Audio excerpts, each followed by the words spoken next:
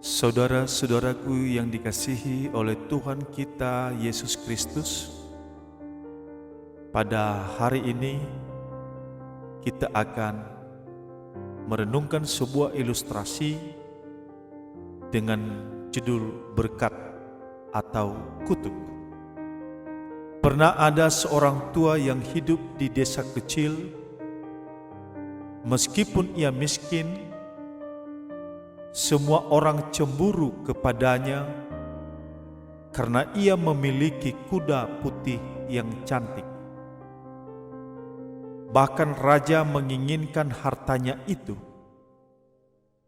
Kuda seperti itu belum pernah dia lihat begitu kemegahannya, keagungannya, dan kekuatannya. Orang menawarkan harga amat tinggi untuk kuda jantan itu,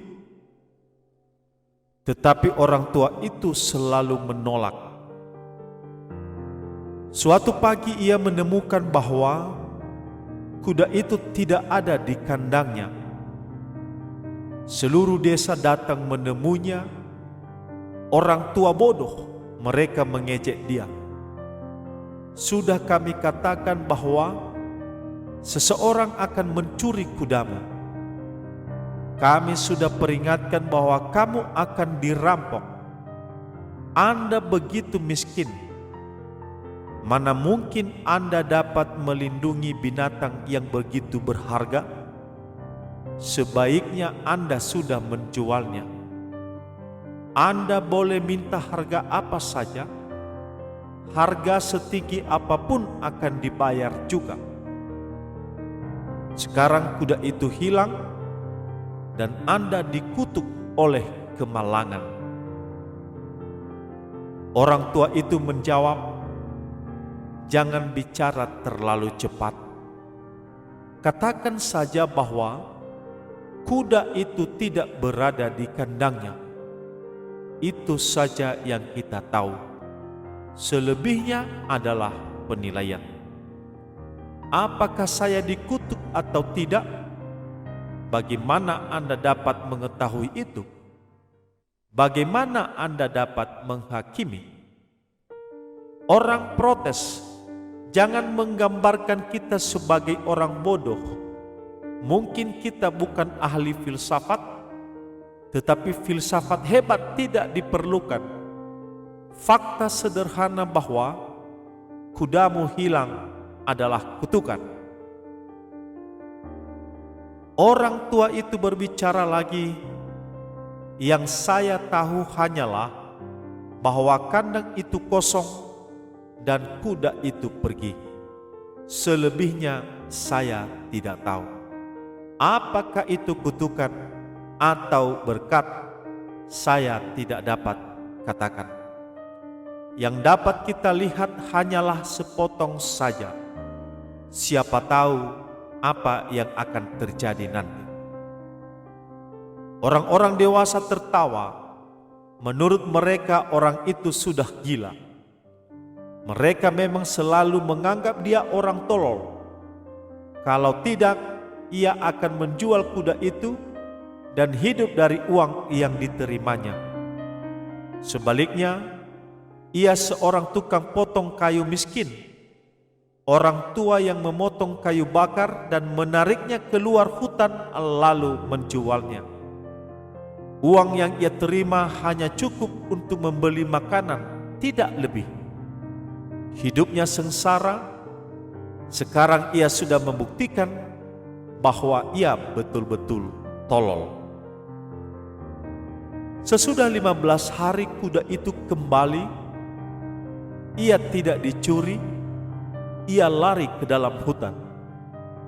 Ia tidak hanya kembali, ia juga membawa sekitar selusin kuda liar bersamanya. Sekali lagi penduduk desa berkumpul di sekeliling tukang potong kayu itu dan mengatakan, "Orang tua, kamu benar dan kami salah. Yang kami anggap kutukan sebenarnya berkat. Maafkan kami." Jawab orang tua itu, "Sekali lagi kalian bertindak gegabah. Katakan saja bahwa kuda itu sudah kembali. Katakan saja bahwa selusin kuda balik bersama dia, tetapi jangan menilai. Bagaimana kalian tahu bahwa itu adalah berkat? Anda hanya melihat sepotong saja, kecuali kalau kalian sudah mengetahui seluruh cerita. Bagaimana Anda dapat menilai? Kalian hanya membaca satu halaman dari sebuah buku. Dapatkah kalian menilai seluruh buku? Kalian hanya membaca satu kata dari sebuah ungkapan. Apakah kalian dapat mengerti seluruh ungkapan? Hidup ini begitu luas, namun Anda menilai seluruh hidup berdasarkan satu halaman atau satu kata. Yang Anda tahu hanyalah sepotong. Jangan katakan itu adalah berkat. Tidak ada yang tahu. Saya sudah puas dengan apa yang saya tahu. Saya tidak terganggu karena apa yang saya tidak tahu. Barangkali orang tua itu benar, mereka berkata satu kepada yang lain. Jadi mereka tidak banyak berkata-kata, tetapi di dalam hati mereka tahu itu salah. Mereka tahu itu adalah berkat. 12 kuda liar pulang bersama satu kuda. Dengan kerja sedikit, binatang itu dapat dijinakkan dan dilatih, kemudian dijual untuk banyak uang. Orang tua itu mempunyai seorang anak laki-laki. Anak muda itu mulai menjinakkan kuda-kuda liar itu.